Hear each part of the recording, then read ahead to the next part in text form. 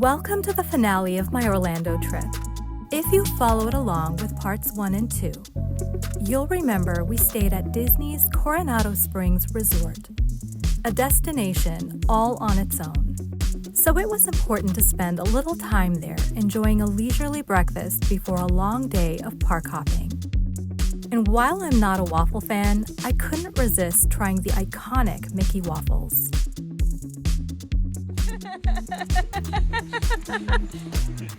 You have so much energy for the morning. Hello.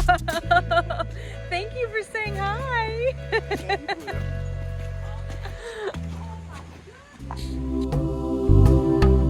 And with that fun surprise from Pluto, we made our way to Animal Kingdom. This park is unlike any other Disney park I've visited. It was my first time here, and if it weren't for hints of Disney theming, I wouldn't even know I was at Disney World. The wild jungle atmosphere is completely transporting, and the lush greenery offers more shade than I expected in the parks.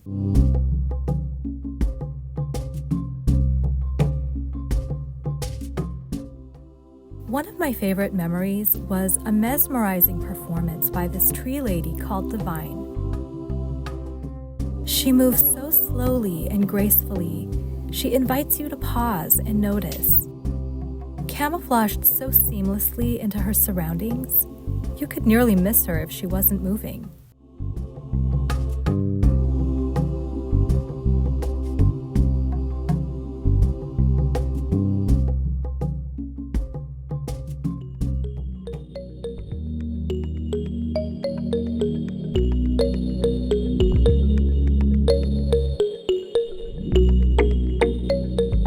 While waiting on our first lightning lane for Dinosaur, we wandered into another gift shop. To be fair, this one had a unique flavor because of the safari theme. And despite visiting so many shops on this trip, it still felt fresh. It honestly had some of the nicest Disney merch I saw on this trip. I almost bought these. Should I have?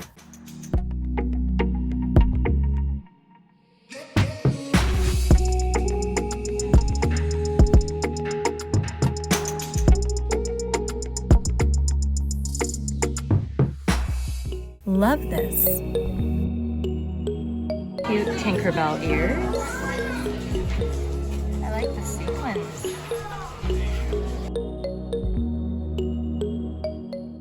Back outside, we still had some time to spare, and it was lunchtime. I grabbed the baked macaroni and cheese with pulled pork from 8 Spoon Cafe. I don't remember loving it, but it hit the spot as a quick grab-and-go bite.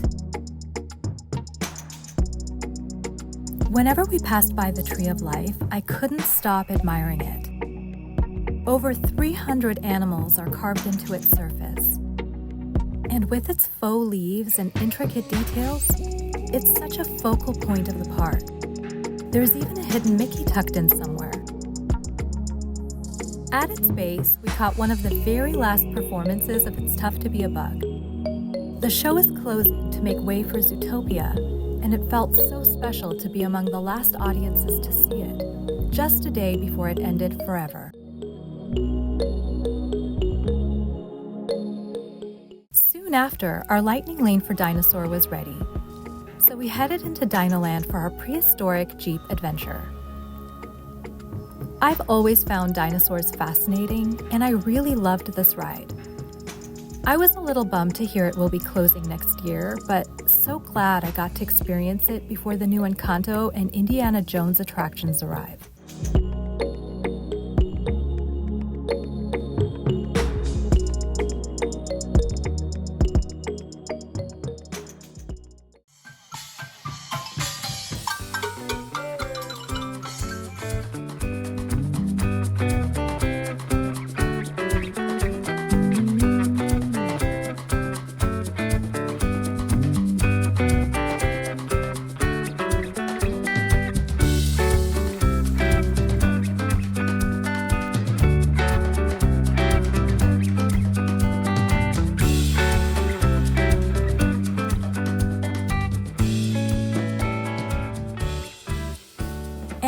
kingdom has such a joyful cultural atmosphere full of life and color. But after the higher energy of live entertainment, I was really ready for something gentler. And really, could there be a better reset than watching turtles take their sweet time?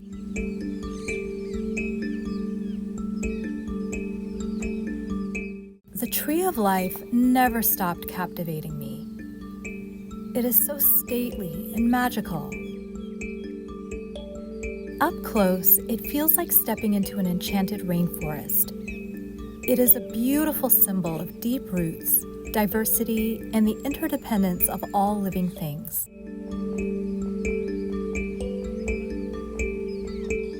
Now let's wander through the exploration trail in the Africa area. This is a very peaceful, self-guided path where you can observe some of the animals that live here. First up, the monkeys. I just love his expressions. What a cutie. Then birds. So soothing to watch, especially in this rainforest setting.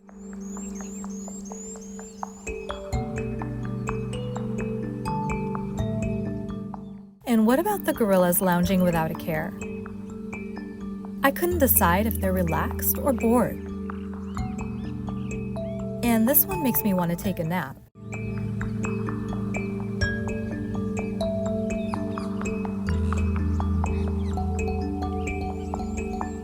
And finally, my personal favorite, the meerkats.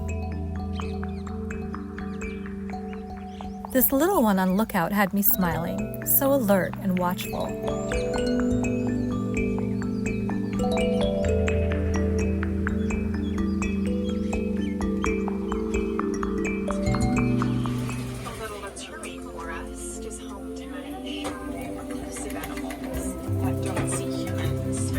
The Kilimanjaro Safari was the ride I was most looking forward to at Animal Kingdom.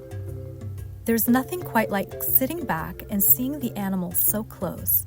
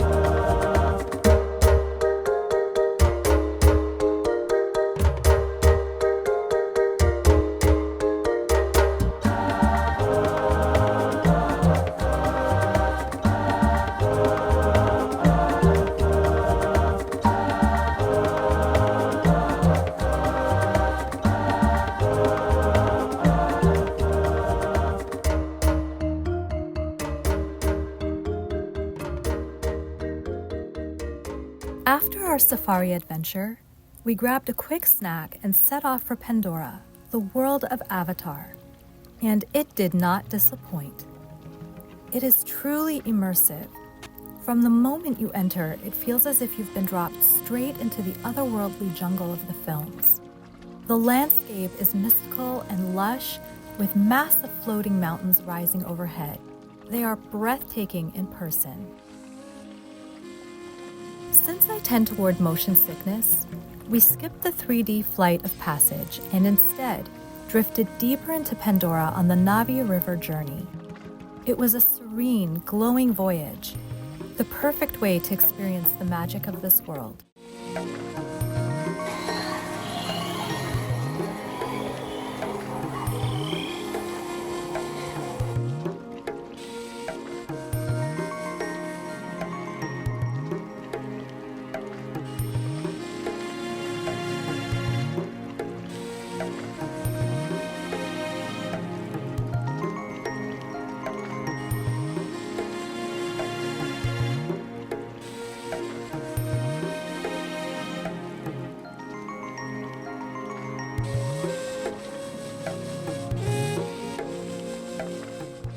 While I'm sure it would have been so enchanting to experience Animal Kingdom at night, we did have a park hopper, and at this point, it was time to begin making our way to Hollywood Studios for the Fantasmic show.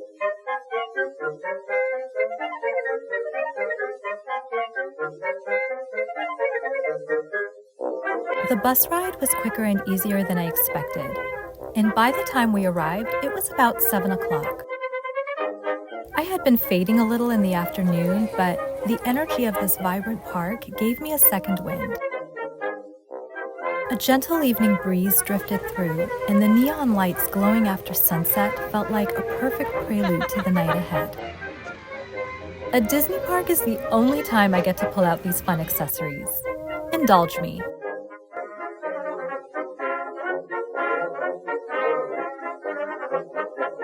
While waiting for my stepdad, this little guy caught my eye. He looks like he won the lottery munching on his orange slice. He may honestly be my favorite attraction of the day. You really do see more when you slow down.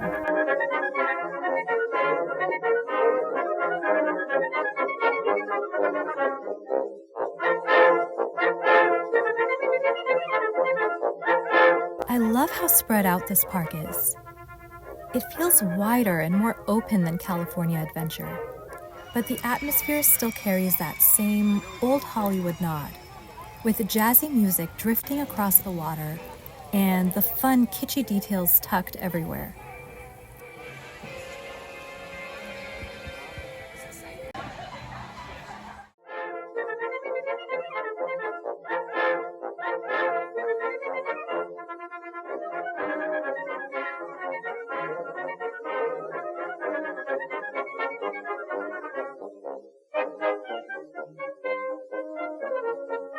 And of course, a mini sighting is always a treat.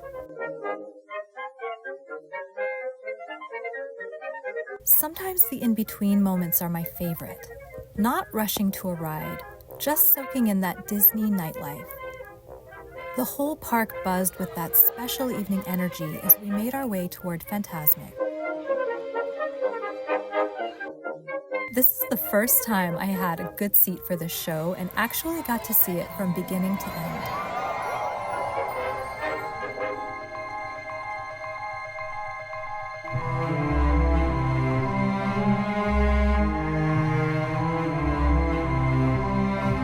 The show is an enthralling story of good overcoming evil, told through familiar fairy tale scenes and stunning light and water effects. It definitely got a little wet in the first few rows.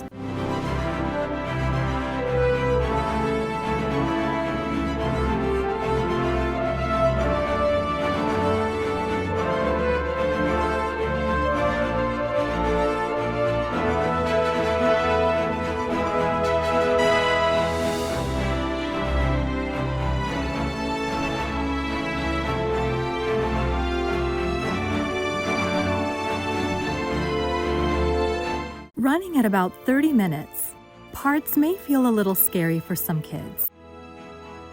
But the heart of it is hope, light triumphing over darkness, an engaging and magical escape. I so wish I could share the original music with you, but for the full enchantment, you'll have to see it for yourself. If you only ever chose one Disney show, this one truly captures the fairy tale wonder. If I had only one ride on my wish list here, it was the Tower of Terror. But truthfully, the thought of that stomach-dropping plunge terrified me. There was actually a short line after Fantasmic, but instead of joining it, I ducked into the gift shop, just to look. Though, in reality, I was working up the courage to ride it. After asking a few kids, yes, kids, who told me it's not that bad, I was finally ready. Sadly, by then, the line had closed. The lesson? Sometimes you just have to seize the moment and face your fears, especially when it's something you really want. But I trust there will be another opportunity. And when it comes, scared and all, I'll be ready.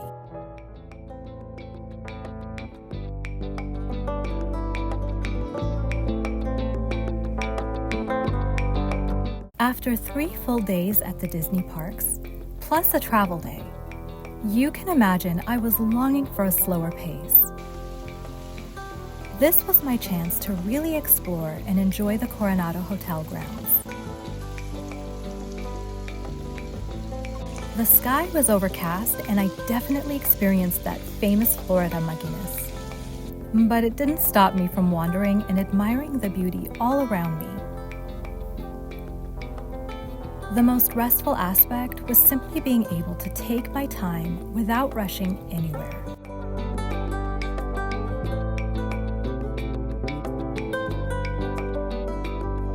And it's not every day I see tropical princess flowers. Their vivid purple petals make me so happy. While I enjoyed the gorgeous grounds, a real challenge I faced were speakers everywhere.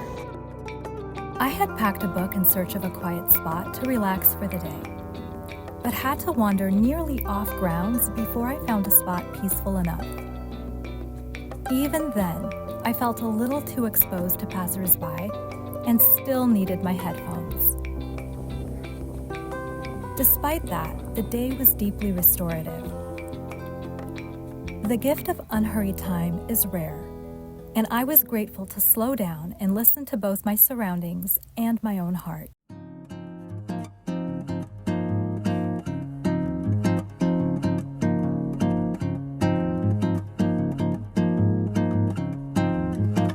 By evening, it felt right to head to Disney Springs, gently, without breaking my slow mode. I just couldn't imagine leaving Disney World without seeing it at least once. And I'm glad I went. It turned into a calm evening of strolling through the sprawling district. Overcast skies and all, it was still fun to see the aerofoil hot air balloon in person.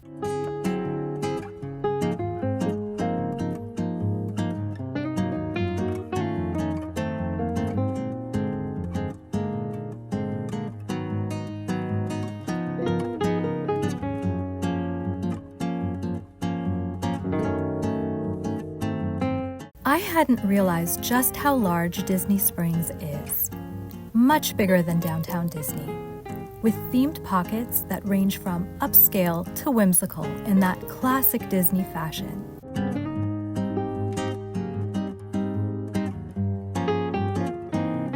We had no real agenda for the evening, but my one goal was to try Disney's own coffee company. At Joffrey's, you can request latte art. I ordered Minnie, and she was a beauty.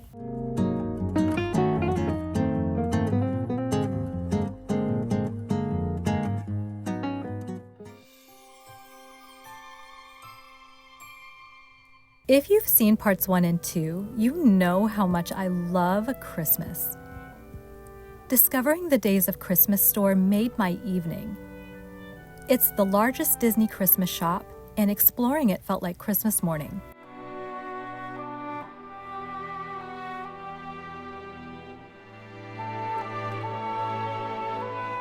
This jeweled castle key was my favorite ornament.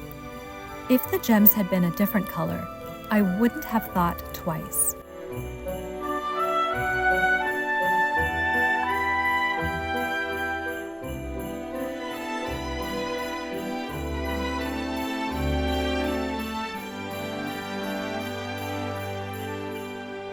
Now this is how Christmas shop windows should be.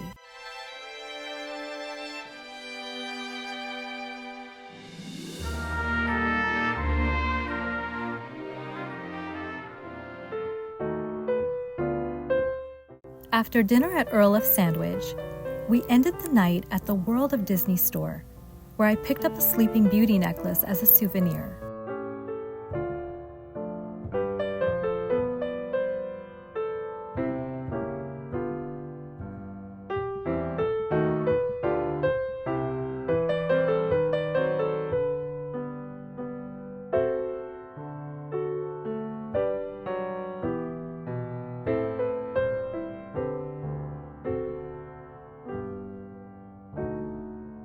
It was a beautiful way to close our trip. And despite our early flight, I stayed up far too late, soaking up my last moments there. Somehow, I needed that pause before turning the page on this adventure. Fairy tales remind us to hold on to hope, to believe in joy and in our dreams, even when the way feels uncertain. And I like to think fresh adventures are always waiting, sometimes just around the corner.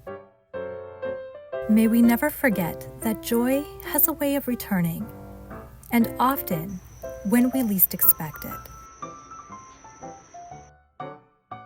Thank you so much for watching. Until next time.